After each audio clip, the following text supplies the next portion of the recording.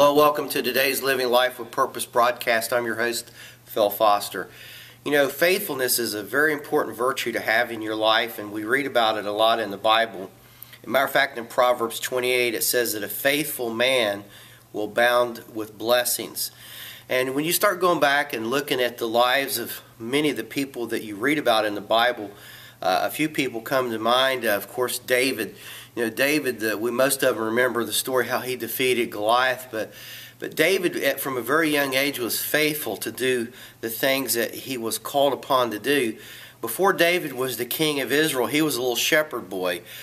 Before David defeated the great Goliath, the mighty giant, he was a shepherd boy taking care of his father's sheep on a Judean hillside. And he was so faithful that he even put his life in harm's way. You might have skipped over this one, but before he battled Goliath, when he had that meeting with King Saul, he said, on one occasion, I defeated a bear, and on another, a lion.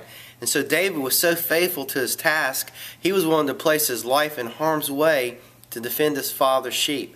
And no wonder that day when he got there to the encampment of Israel and heard Goliath saying, I defy the armies of Israel and their God, he was sure that if he would remain faithful, God would show up. And just for the record, you know, God has said, I'll never leave you or forsake you. He promised us that he would protect us. He said, he says he'll lead us, he'll guide us, he'll direct us. And guys, because God is faithful, I want to encourage you to be faithful. There's going to be times where it's not going to be easy, but you keep your eye on the prize, the finish line, and keep running the race today. You may stumble and fall, but get back up. God's pulling for you, and I promise you, he'll help you cross the finish line one day.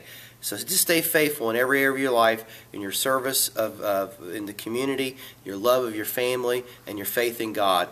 And one day it'll all be worthwhile. Listen, I'm all out of time for today. So until we get together tomorrow, may the Lord bless you, and hey, have a great day.